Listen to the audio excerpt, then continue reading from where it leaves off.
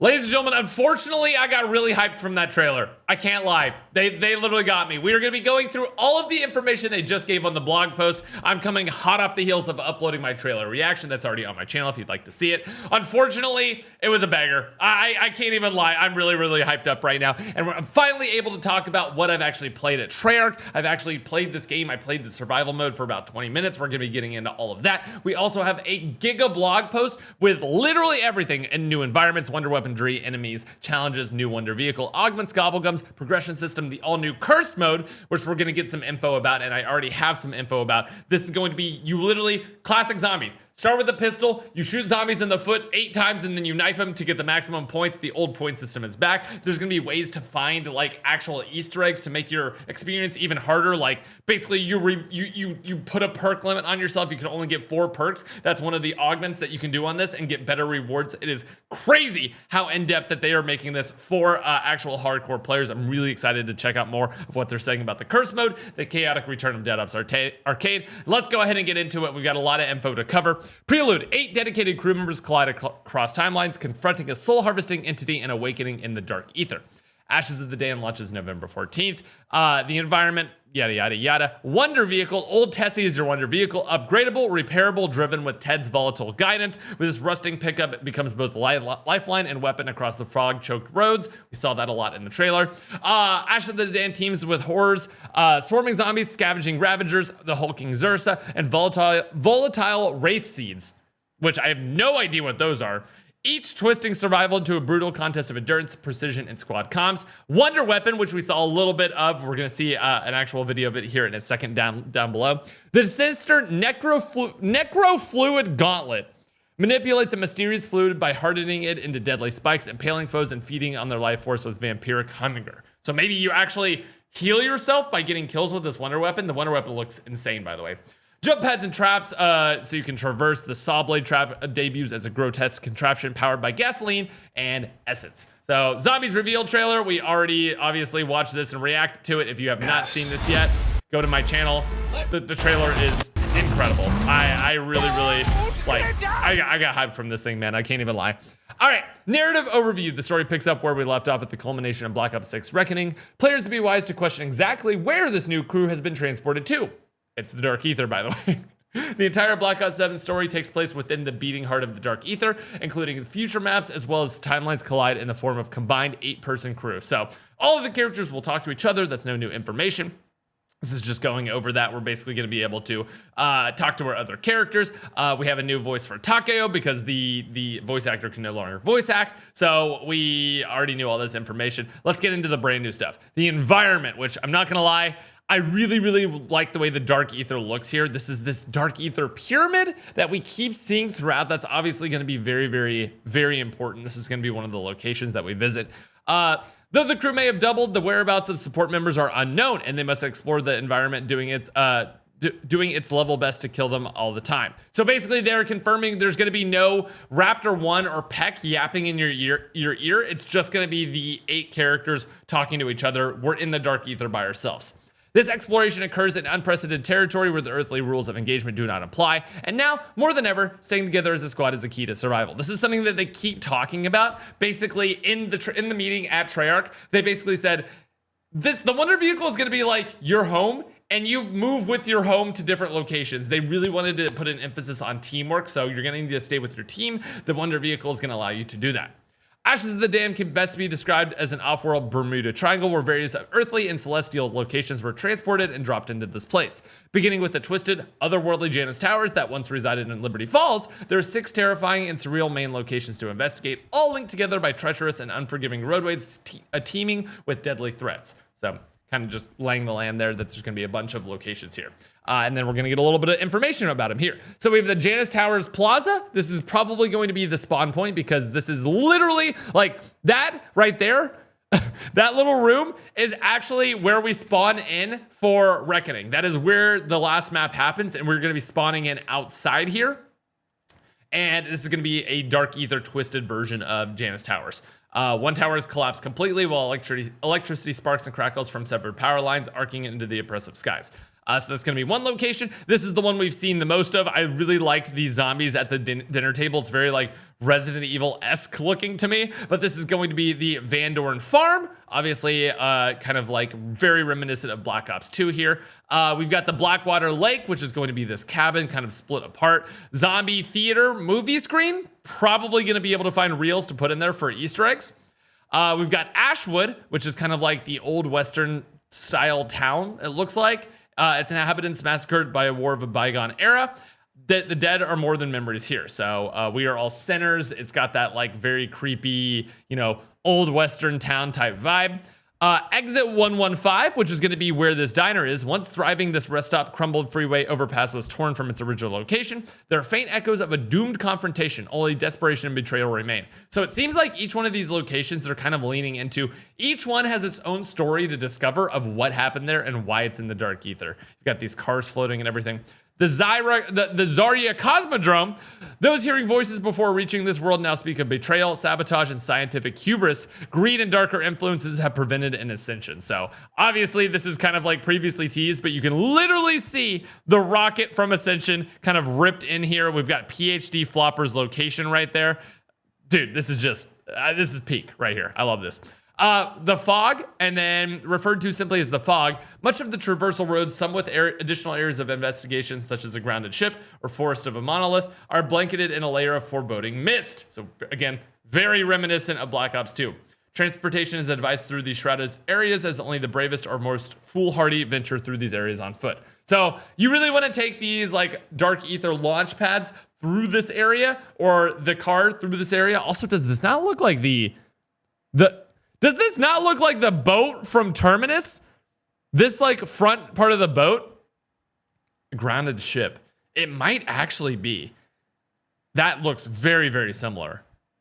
Maybe Call of the Dead-esque a little bit, but it really looks like Terminus. Yeah, so basically Treyarch has said these areas are going to be like, get through them as quickly as possible, but if you are brave and good enough, there is going to be Easter eggs and things to discover out in here, like this pyramid that we keep seeing. Here we go. So these little guys right here are the new like mini enemies, like kind of very, very dog-like. The new denizens, I guess, is the best way to describe them in a gameplay aspect. Don't expect a gradual increase in difficulty if you decide to run through the fog-laden areas. Skill and preparation are needed before venturing here, and overstaying your welcome to these zones may significantly reduce challenging, or may result, in a significantly challenging environment. So basically, if you're on round one and you go in the fog, it's not going to be round one zombies. These things are going to be super sprinting, hitting you really hard. You need to be basically set up or very good to get through these areas. Enemies seem to be far more powerful, appearing more rapidly, moving at faster speeds. And when you're dealing with this increased threat, watch your step. Explosive growths are lurking in the fog.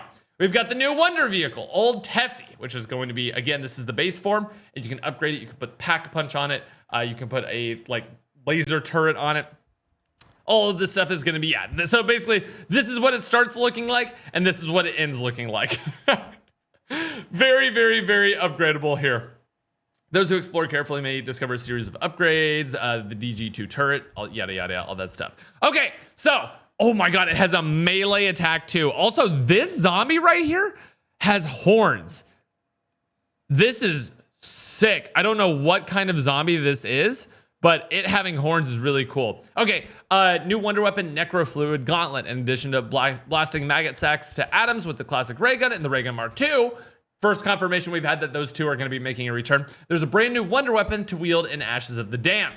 Upon discovery, the Necrofluid Gauntlet is a black, skull-fanged glove that grows in it with this bilious greenish hue. This ancient artifact seems to be deadly at both melee and long ranges. Its umbral surface veins choked by a viscous liquid that the gauntlet seems to control. In fact, the entire weapon seems alive and hungry. So it crawls across your hand, and then I guess you can also shoot these spikes, zip them back in, and then actually use the punch as well to kill zombies, as we can see here. It's going to be very, very powerful in melee range. Really cool wonder weapon. I love the design for this thing, man. This is the style of wonder weapon I love seeing in zombies. Like these very alive, like bio weapons almost. Command the Gauntlet. The dark liquid can be reshaped in powerful spikes to shoot forth, skewering targets, be summoned back. It's rumored that the Gauntlet has vampiric tendencies, can also pull in items and power-ups from a distance. Really cool. So not only might it heal you with the vampiric tendencies if you get kills with this, but sucking in power-ups and items is really, really cool. Like kind of like the Hell's Retriever. Love that. Okay, So we have base zombies and armored zombies. These are going to be talking about the different kind of like zombie types for this. So we've got base zombies, armored zombies, and then I want to go ahead and talk about something that Treyarch said in our meeting. I don't know if they're going to mention this later on. Armored zombies and then zombies in general. This is actually big for high rounds. This is a massive, massive change in this game. High rounds in this game are going to act a little bit differently than BO6, and this is based off of feedback that people were talking about at these meetings and stuff. Basically, the idea is that it is so hard to outmaneuver super sprinter zombies, and it makes the armor system an absolute necessity. So if you're running around the map, right, and you're getting hit by super sprinters on like round 60, they're gonna keep on swatting you, and you're always gonna be constantly losing armor. And Black Ops 6 has like the most robust movement out of any zombies game. There's omni movement, there's sliding, there's diving, and there's just no way to outmaneuver the zombies. So what Treyarch has told us is that upon, they're gonna adjust this. They're gonna look at how the community feedback is. But basically, zombies are going to move more slowly in this game on average. There's gonna be a lot less super sprinters into the later rounds, and to compensate, the zombies are gonna do more damage. So this game is actually going to play a lot more like classic zombies than it does current zombies, because in the current system, you're always having to deal with your armor, buy armor plates, always pick up armor. In this game, if you're good at the game and you're able to run away very, very easily, like quickly and easily, and maneuver zombies and actually train zombies, you are going to be able to actually not get hit on high rounds. It is a huge, huge change, and I think a very, very good one for high rounds, because it was always a huge complaint of mine that there was no way to outmaneuver zombies, and they have literally taken this feedback and changed the way zombie high round behaviors work. Also, armor zombies are no longer going to be able to be super sprinters, but they are going to be a little bit more beefy. So it actually makes, I think, perfect sense. Let me know what your thoughts are about this, but this is an actual change that they are going to be implementing in right off the bat. They did say, like, caveat, in this Ashes of the Dan map, if you go into the, foggy areas, there's going to be super sprinters because it's a foggy area. You're not supposed to be there. But overall, that's the gameplay kind of like mantra going into this game, and how it's going to differ from BO6, which I think is a really, really good thing. Ravagers, these are the brand new things. And I believe these things, on further inspection, them calling them Ravagers, in our gameplay session, these things were called Shades, but now they're calling them Ravagers. So I don't know if there's like going to be multiple types of them, or they changed the name. I'm not really sure, but said to be a tortured minion of an unknown evil. The Ravager prowls the dark ether on all fours, usually in packs, lurking in the shadows until the moment it can strike. Drawn to material spoils, this creature consumes salvage and other drops provisions. That's crazy. A habit that can directly impact your survival on the field. Packs of Ravagers are especially dangerous, overwhelming squads with the relentless furies of sharp clawed wounding. More than just scavengers, the Ravagers can also latch onto moving vehicles even at high speeds. So it seems like they've changed the names of them. I guess we'll see in the game if they're called Shades or Ravagers, but it seems like Ravagers is the official name for these guys. The fact that they can eat salvage is also crazy, by the way. Xursa, our big lad himself, an apex predator twisted by the dark ether. The Xursa is no ordinary bear, but a hulking undead monstrosity whose thick hide and parasitic infections make it an elite level threat. Driven by madness and aggression, it mauls with bite and claw strikes to not only deal heavy damage, but also wound victims, leaving them vulnerable to lingering harm until they recover. So I guess kind of like the vampires from BO4, where they actually will wound you and you won't be able to recover health for a second. And it takes a second to like get out of that. So another big gameplay thing that Treyarch has told us that is going to be different for this game. Again, a change I think is very good. We are going back to the style of like not as many special enemies, if at all. Like the special enemies are going to be these little like, Ravagers. Manglers are not going to be appearing in the first map, and they are not going to be appearing in this game like they did in BO6, nor are any special enemies. Like they are going back to, it is going to be mostly zombies, Shades or Ravagers every once in a while, and then like on round 8, like the round 8 Panzer, a round 8 Xursa, which I think is an incredible change. These things are going to be actually fun to fight, because it is going to be like a, oh crap, Xursa is here type moment, rather than here's my 87th Xursa of the round. I am telling you, I think they are really taking a look at high rounds and a lot of the complaints that people had for BO6 and actually making these things better. I loved the fact that it was round 8 Panzers. If there's a Panzer every round in BO2, I would have lost my mind. So I think they really, really are like making some good changes. I don't know if they even are going to talk about this. General intel. Oh, yes. Okay. So we've got this. Xursa roars into combat, raw strength. It's host a parasitic infection called zombies that swarm from hive-like growths, infesting the bear's fur and skin. These clouds of stinging death add chaos to an already fraught fight. That's disgusting. Okay. Okay. General intel. Changes to enemies. Audio cues. Did you hear that? Expect to hear special round audio stinger when zombie strength increases as the round progresses. Okay, so you actually get an audio cue when the zombies do get more difficult. And they also said the kind of difficulty curve, it's not like really going to be round 1 to 45 is like 45 is the like hard cutoff where it starts getting a lot harder. It's going to use that all the way through round 100. Like that curve is going to be smoothed off. Fewer super sprinters. Fast-moving zombies, aka super sprinters, will start to appear at higher rounds, will increase in frequency at lower rate as rounds continue past 55. So at round 55, it's not like everything's a super sprinter. There might be like 1 or 2, but at round 55, this is not like the top of the cap. And the maximum number of super sprinter zombies in a round will be slightly lowered while still keeping the challenge high. Armored zombie adjustments.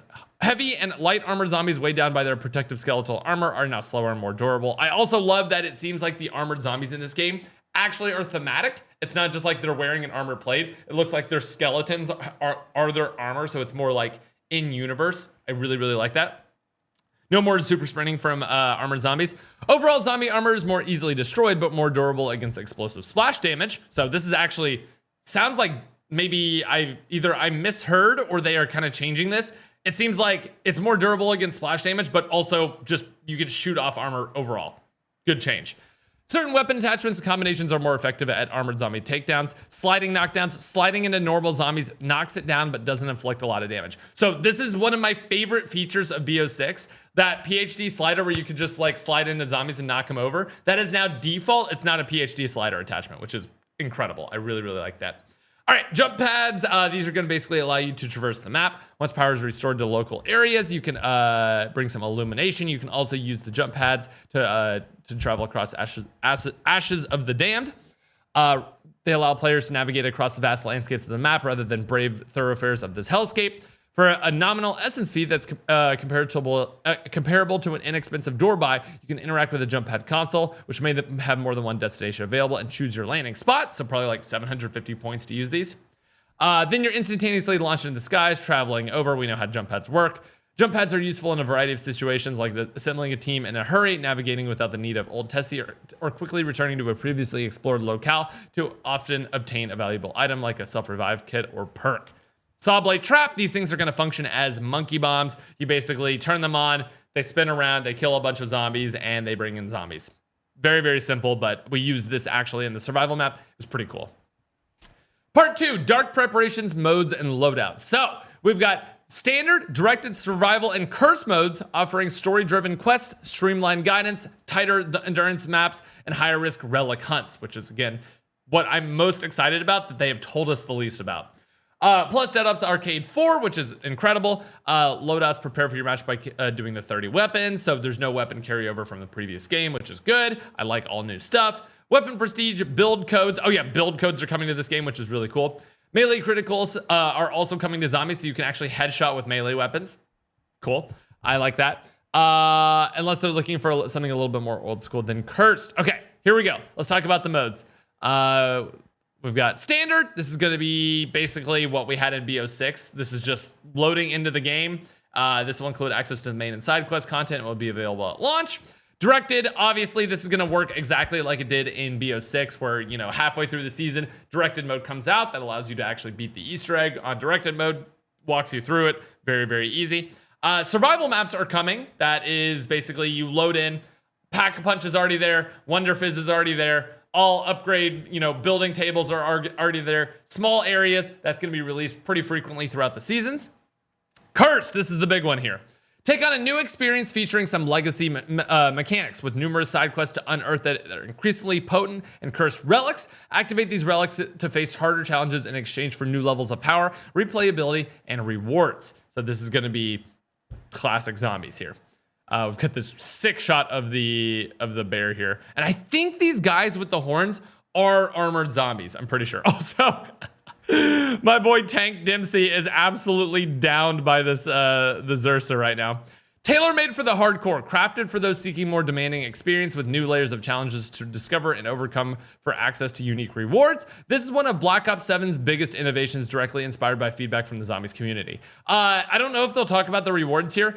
What I kind of like suggested for rewards, they didn't tell us about this mode until very, very recently. But the first time I went over there, I told them calling cards are cool. Camos are cool, skins are cool, don't stop doing those. But in addition, I think it would be really, really rewarding for hardcore players and actually feel like you're progressing your character is if completing, you know, whatever challenges, I said basically like doing the Easter egg with a pistol only, stuff like that. Specific challenges, which kind of sounds like they could be relics.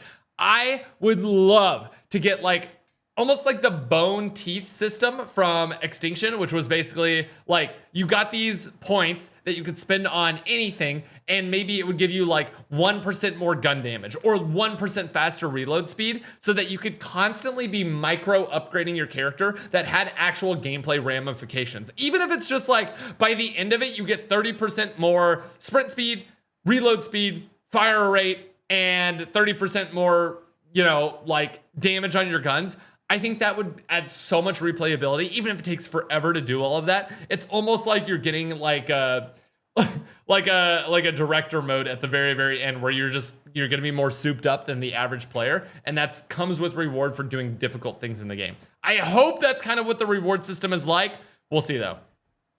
You can't even enter curse mode until you've fulfilled certain criteria. Once you figure out how to access the mode itself, you'll start your curse match with some familiar friends. Only a trusted pistol in your hands, no loadout weapons available, no minimap, and a classic point system inspired by Black Ops 3. So again, cursed is going to be there at launch, but we have to, I guess, beat the Easter egg. There's something that we have to do in order to unlock this game mode. Not sure what it is yet. From there, you're focused on finding archaic artifacts of greater power hidden away across dark ether, time, and space. So these are going to be actually found within the map. These are the relics, each one themed around a totem from Black Ops Zombie history. Every relic has a unique condition to discover it, and the requirements needed can be unforgiving. So there's going to be actual Easter eggs for getting these relics and actual requirements. So you have to do the Easter egg and then probably do it very, very, do something very, very difficult to actually get them, which again is incredible.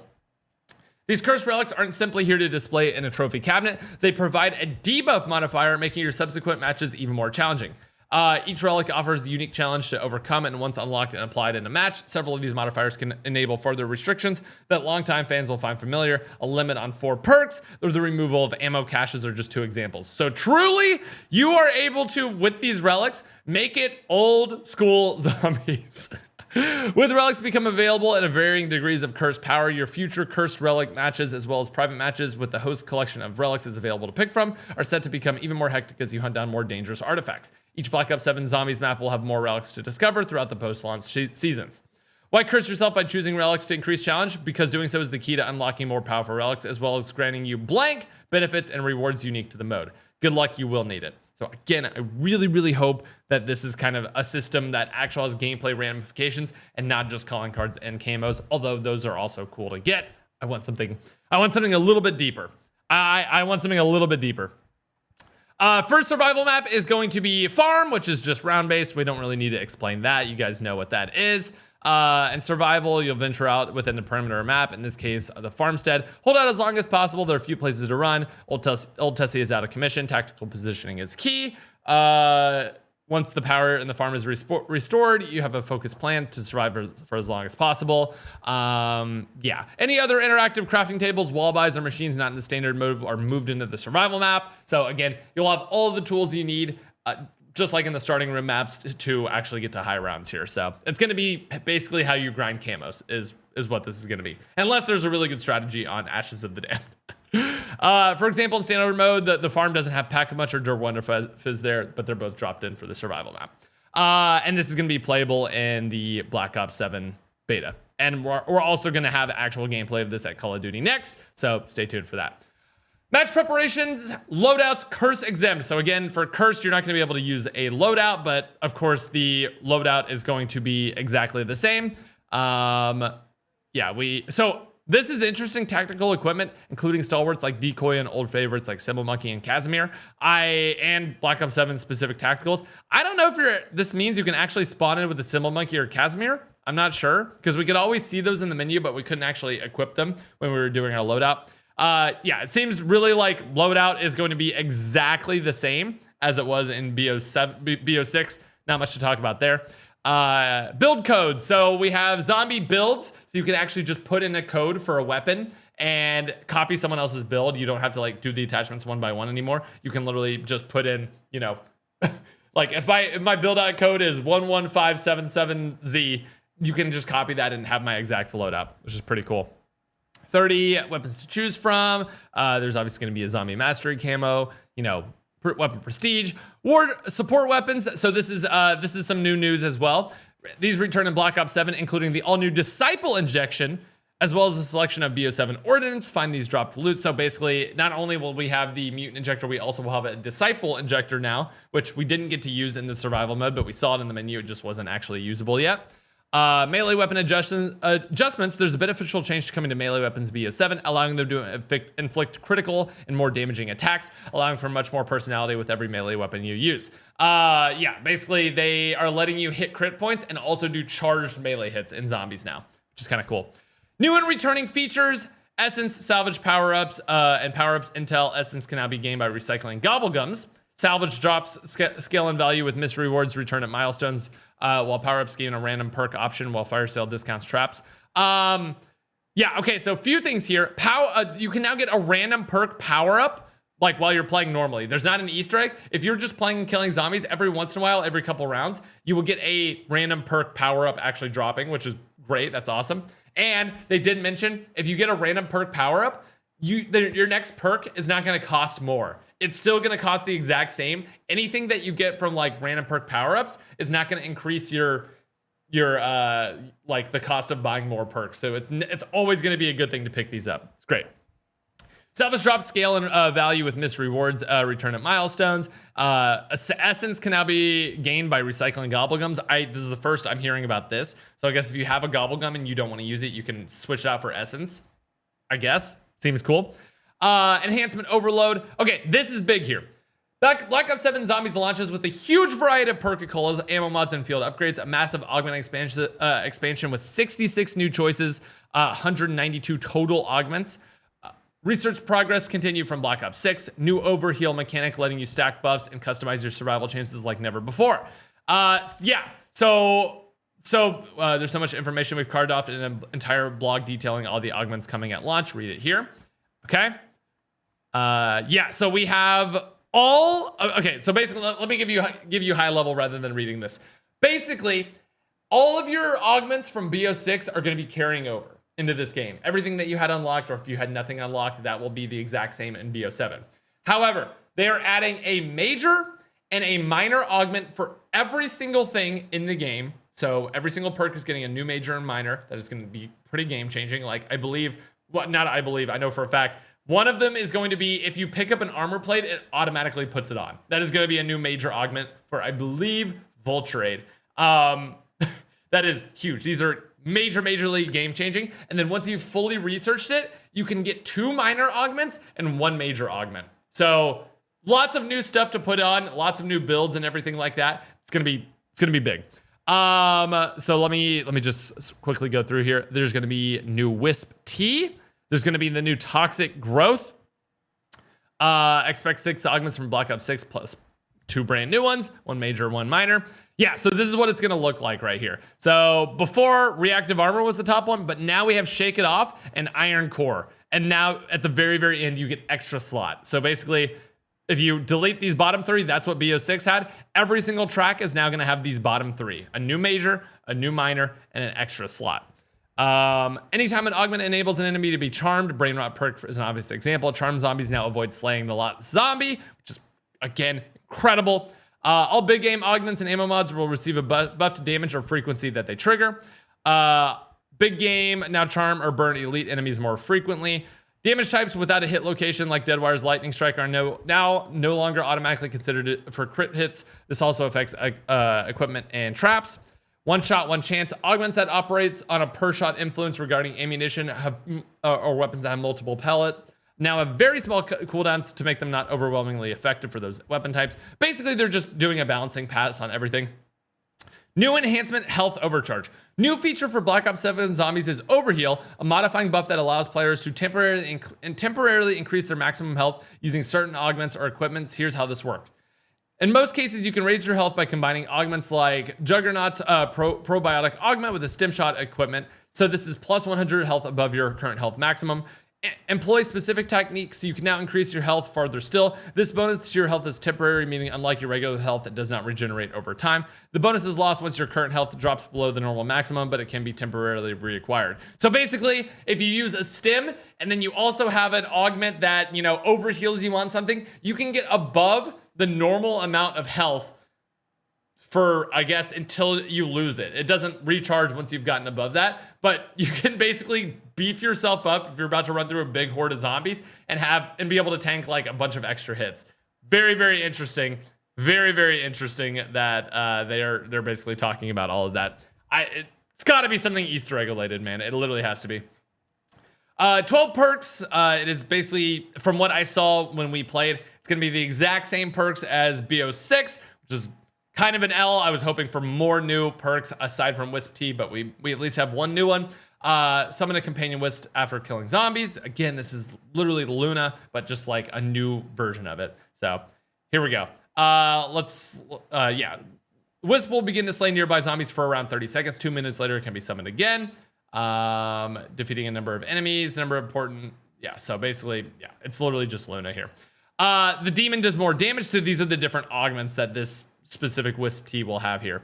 The demon does more damage. The fox can revive you while it's active. This can be done up to 3 times per match. The monkey attracts enemies and does more damage in an area. The maiden does not attack but will periodically heal you. So basically there's a bunch of different like versions of it. There's one that can revive you. There's one that does more damage. There's one that just distracts enemies. And then there's one that will heal you. So pick which kind of wisp you want running around the map. Increase the wisp lifetime, decrease the cooldown before wisp can be summoned. The wisp will attract and avoid damaging the last zombie of the round until the round times out. Yeah, so basically you can put a zombie sitter wisp on, which is really, really crazy. It will attract and avoid damaging the last zombie in the round until it comes out. So you no longer have to have little Billy Bob, your brother, distract the last zombie. You can now do this with the Wisp perk, which is the first time hearing about this. Incredible, by the way. Incredible, by the way. The Wisp will now pick up items and power-ups for you aside from the nuke. Very cool. Perk-a-Cola and Dur Wonder Fizz updates. The base price of Perk-a-Colas is now based previously on purchase perks. Like I said earlier, if you get a power-up upgrade, it won't increase the price.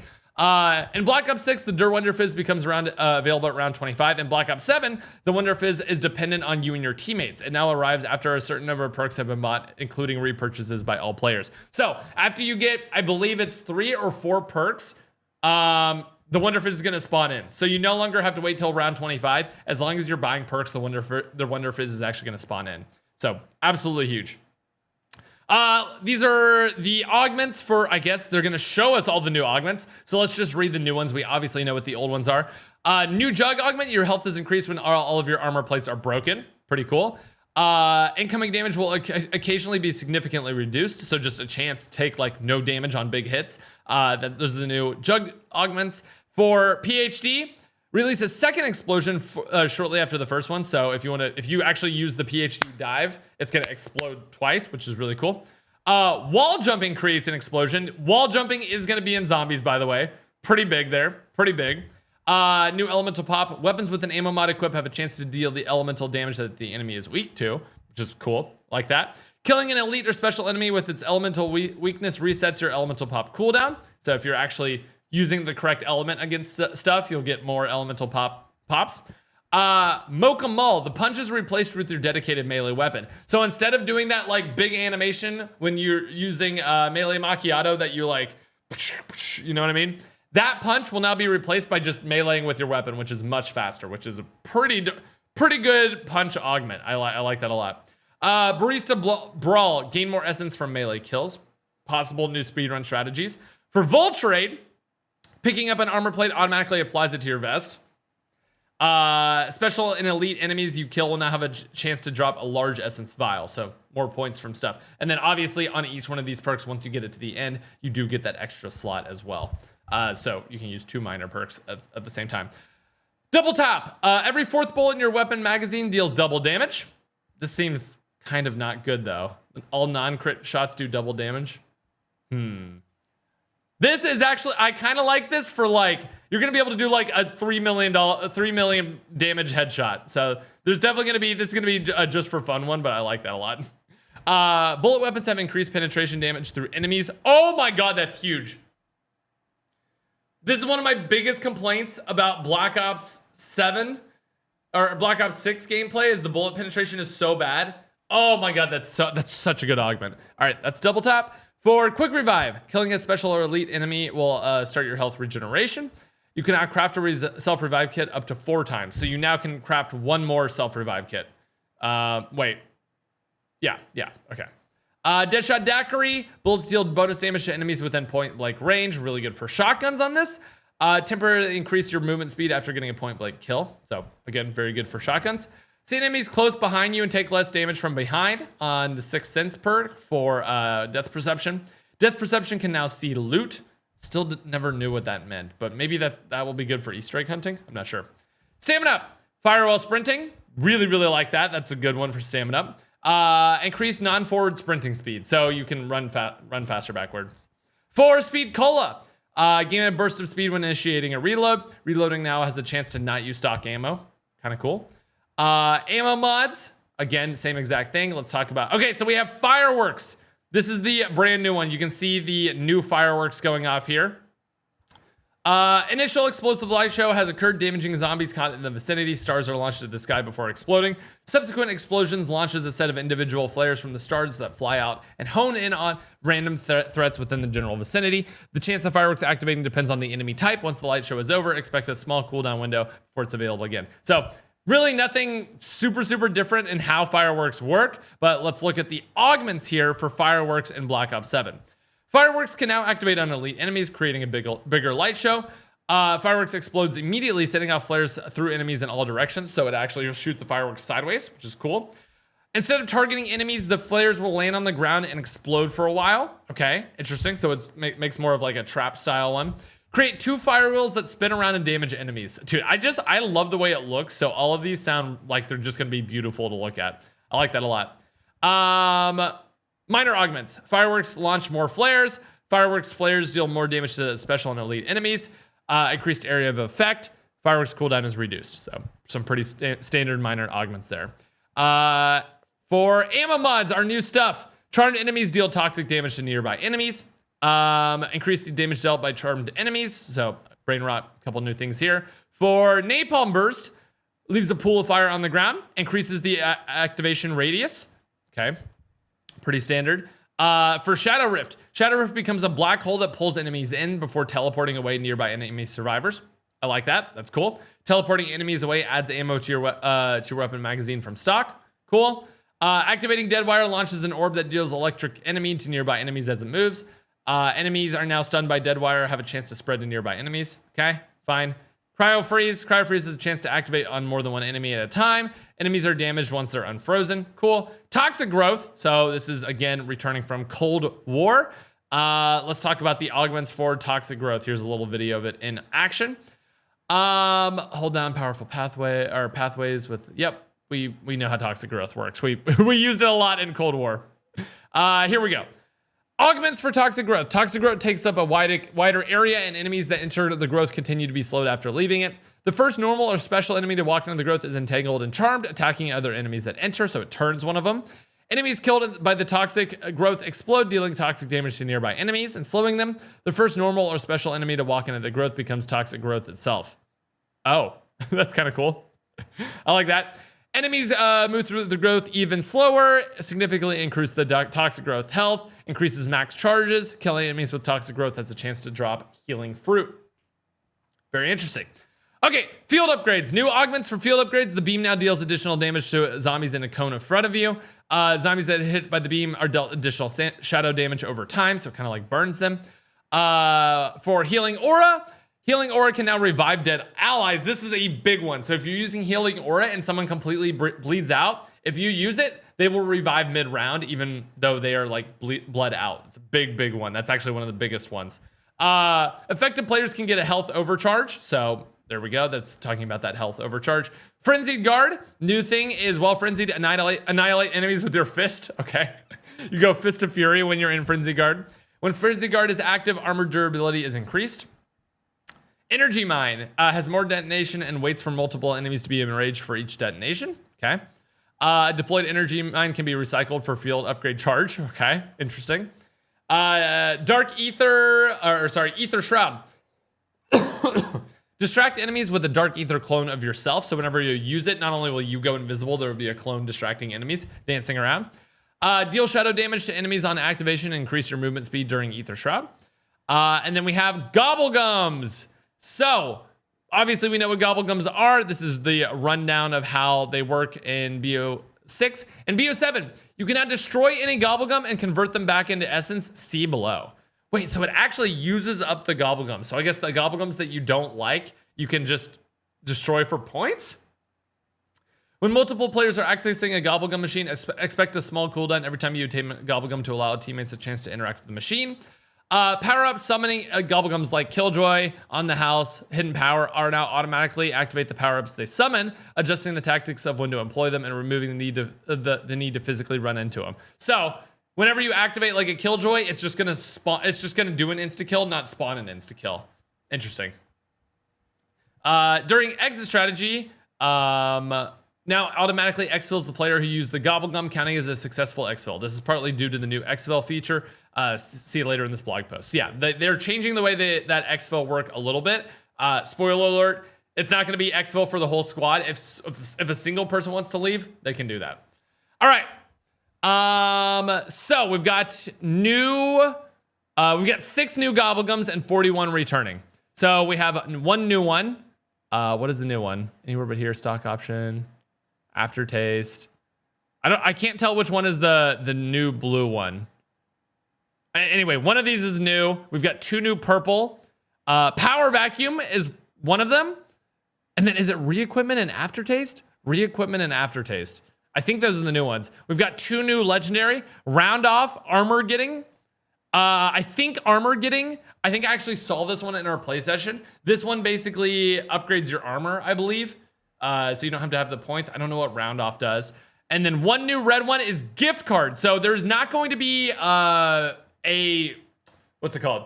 There's not going to be shopping free in this game. The new shopping free is a red Gobblegum called gift card, which gives you 30,000 points on pop. So you pop it, you get 30k points.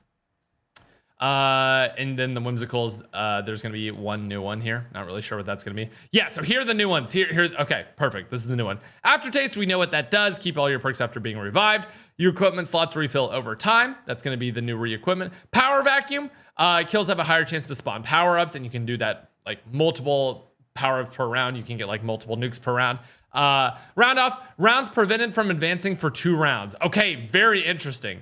This is going to be big for Easter egg hunting as well. Rounds prevented from advancing for 2 rounds. So basically, it'll just restart the current round if you have this on for 2 rounds. Receive a 3-plate armor vest and full plates. So that's what the armor getting. And then get 30k essence. Recycling your gums for fun and for profit. In Black Ops 7, one or more of your chosen Gobblegums can be crushed during a match while they're in your inventory. Can be converted and can be converted into essence on the fly. The Gobblegum is removed just as if it had been consumed, and essence was added to your inventory. Okay, so you can literally recycle them.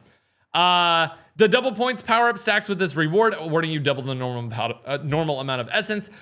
Profit sharing also stacks with this, awarding it to nearby players. This feature may be disabled for specific zombie game modes. So this is going to be a very interesting way to use up your essence for points if you have a bunch of Gobblegums you just never use and don't want to use it. Okay, so I believe that is it for this section. So that means we can go back and let's see what we've got. Where were we at? Yeah, so we talked about all of this. We got this. Toxic growth. We read the Gobblegum section. And here we go. Rampage Inducer. Okay, so we have Rampage Inducer. In Black Ops 7, Rampage Inducer won't spawn in the fastest moving zombies, super sprinters until round 20. Pretty good change because I think the Rampage Inducer was like a little overtuned for new players who maybe want more of a challenge early, but super sprinters early was not great. Also, really like small, but also I think significant change. This thing right here is an ammo cache. You see this like kind of like golden floating ammo, like cool looking box. I hope they have a better close-up of it. They have redesigned the ammo crates to actually be more in the zombies universe rather than just like a very generic standard dumb looking ammo crate. Actually, one of my biggest and most favorite things that they are doing with this game is it really feels like they're putting a lot more stuff in universe rather than it just be like ported over from Warzone. This is very zombie feeling to me, and it was a huge plus I saw whenever I was playing. Wall buys, armor, ammo, weapons. We pretty much know exactly how this works. Armor wall buys have been combined, allowing you to purchase level 2 and level 3 armor from the same wall buy. So basically, if you don't have no armor already, you will be able to come over here, buy this blue one, and then that will upgrade to a gold one. All armor wall buys will award you the next armor level. You don't have to go to a specific area just for the gold one. It will basically be just all around, which is just like quality of life, and I think makes armor a little bit less annoying, which is good. Weapon wall buys now allow you to purchase ammo for a discounted price for the weapon indicated on the wall buy. They basically have said that they're taking some power away from the loadout weapon, not giving you salvage as easily. Here's another look at that ammo buy right there. But they're basically making it so the mystery box and the weapon wall buys now have more of a reason to actually go for them. You can still upgrade your starting weapon if you want, but you're gonna have a period in the mid game where you're gonna be better off buying a weapon from the box because it's going to be a higher rarity. So take from that what you will. They want to make like the mystery box important again rather than just you spawn in with your loadout weapon and you're good for the entire game. Ammo cache, exactly what I was talking about there. Redesigned, new look and audio to provide a weapon refill specific to each weapon, increase the price. Yeah, we know it. We know exactly how they work, but very cool. I like this a lot more than the previous design. Mystery box. This was a big question mark whenever we played. Why is the Origins mystery box in this map? But it is. It's the Origins mystery box. I don't know. Yeah, so they basically are explaining how the mystery box works. Mystery box now has a chance to provide an Aether tool to instantly upgrade your weapon's rarity, which is, I think, really cool. And they're also taking score streaks out of the mystery box, making it more of a reason to actually buy this for guns. Melee weapons also no longer appear in the mystery box. The chance to obtain wonder weapons now gradually increases a bit more than previously as rounds progress, but still a rare phenomenon. So they're basically putting a lot more power into the mystery box. This is the first I'm hearing about them actually giving you Aether tool, because my biggest complaint is always like a low rarity weapon. That coming out of the box is really cool. I like that a lot. Crafting tables and equipment. Obviously, these are going to be coming back. It's going to be very much like BO6 in that nature. Yeah, so let me just quickly read through here. Vulturated perk, we know how that works. Tactical equipment, lethal. Sport injections return with the all new disciple injection. That's basically the only change from BO6 with these crafting tables. Available tacticals. Confirmed tactical, stun grenade, stim shot, psych grenade. Don't know what that is. Hunter bot, smoke, decoy, symbol monkey, Casimir. Yeah. Sight grenade explodes on impact with the ground, releasing a lingering red cloud of hallucinogenic gas, which seems to charm zombies. Home in towards special and nearby elite enemies before exploding on impact. So this will just hunt down the difficult stuff. I'm guessing you throw it up in the air and it will like fly at them or something. New cluster grenade scatters small explosives when detonated, allowing for secondary impacts. And a point turret. Small deployable sentry turret that sticks to surfaces and automatically shoots at enemies, distracting and damaging them. So brand new little equipment and everything like that. Also, the design of the hands looks crazy. Looks absolutely crazy. Yeah, so we have that. Oh yeah, overclocks for support score streaks are only available in multiplayer. So basically the overclock mode that they talked about in multiplayer, not coming to zombies, which didn't really expect to do anyway. Here's a look at the disciple that you can play as. You will transform into this. Yeah, I like how Maya's just looking back like, huh? That's crazy.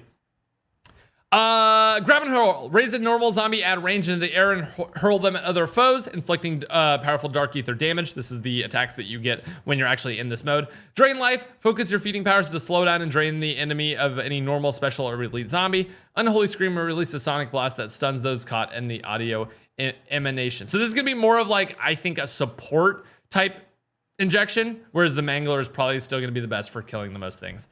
Arsenal is back. Pretty much the same thing. This is going to work the exact same way. Yeah, there's no changes coming in that way. Elemental weakness is coming back. Classic.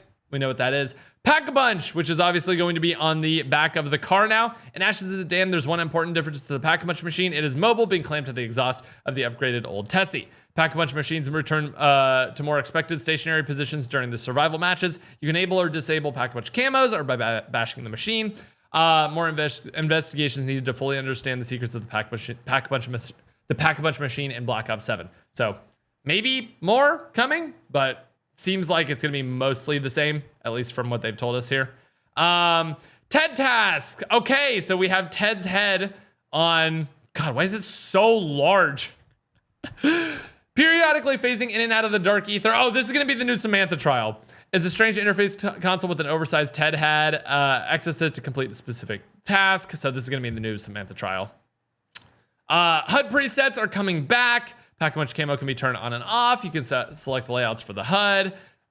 More themes, you know, literally just kind of more Black Ops 6 stuff here that we can see.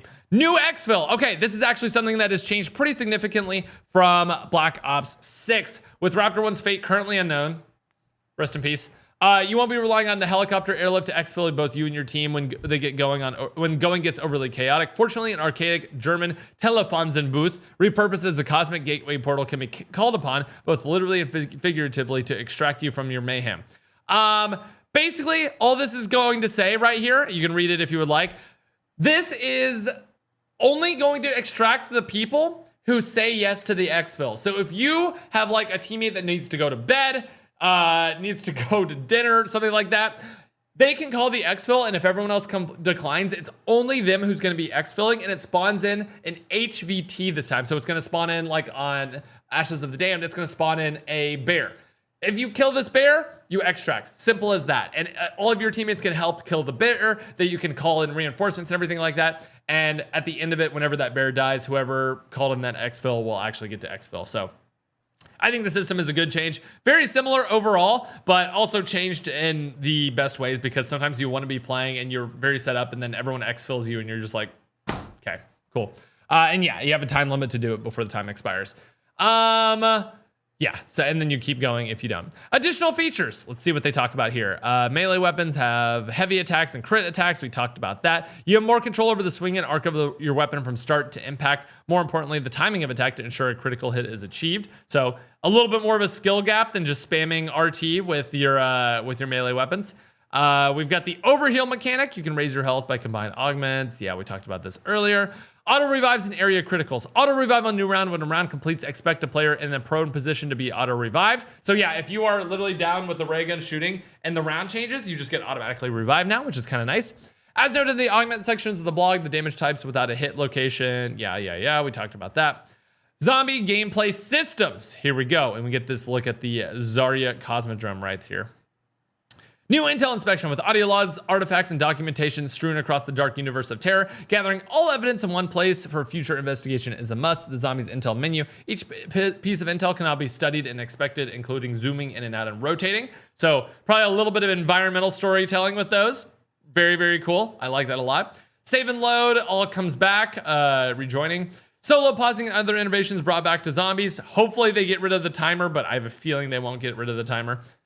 But, oh well. Firing range is back, fine-tune the weapons. The armor returns allows players who may have missed unlocking items, equipments, in BO6 previous seasons. Wait.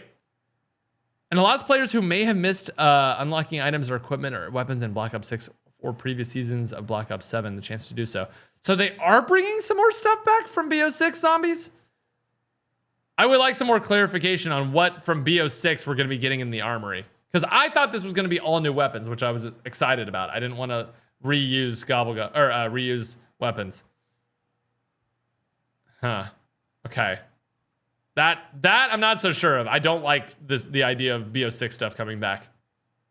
Maybe they're talking about like the mutant injection and stuff like that if you didn't unlock that, but not really sure. Although Black Ops 7 multiplayer Intel blog covered this in detail, zombie players can expect similar linked progression, deep dive and prestige grind, all new weapon prestige is in the multiplayer, yada, yada, yada. Here a look at our characters, content available. As we know, all of our, Easter egg rewards and skins for Maya, Carver, Weeva. You know what I mean? All these skins are not going to carry forward, which is good because, we can wear silly stuff in zombies if we want. All double XP tokens come over. All Gobblegums come over. All Augments and Augment Research come over. Yeah, so we get the level 1000 reward.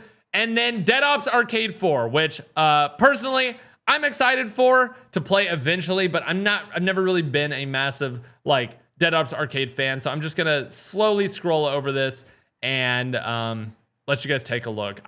They really talked this up and said that this Dead Ops Arcade is the biggest one so far. Literally you can see in this shot right here, this is the boss from Citadel de Mor.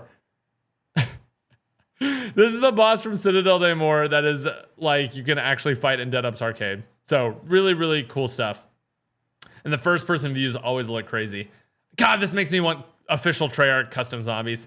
And then I believe that is going to be all of the major info in this blog. Let me just quickly pull up the Treyarch has just been tweeting out the whole time. So let me just quickly pull up the Treyarch Twitter here, go over any more stuff. High round adjustments. I mean, they just have all these images. This is basically them just tweeting out the entire blog.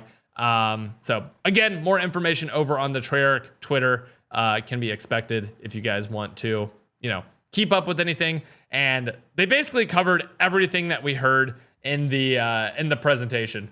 Let me just quickly take a look at my notes. I was going to cover anything they didn't cover in the presentation. Again, how does the gameplay with my own personal experience playing it? It feels a lot like BO6 with upgraded systems. And I think with the new augments and everything like that, there's going to be a lot of new ways to play, new metas to be discovered. But again, I don't think this game is going to magically be super, super different than BO7 or than BO6 rather. But I think that the maps, the story, and the way that we have a new actual main villain here, and we don't know where we're going with the story, for me is way, way more interesting. I think my biggest complaint about BO6 was the maps and the storytelling. Seems like both of those are going to be better with some improved upon gameplay systems, better, more interesting locations that we can go to in the Dark Aether, and we get a new perk.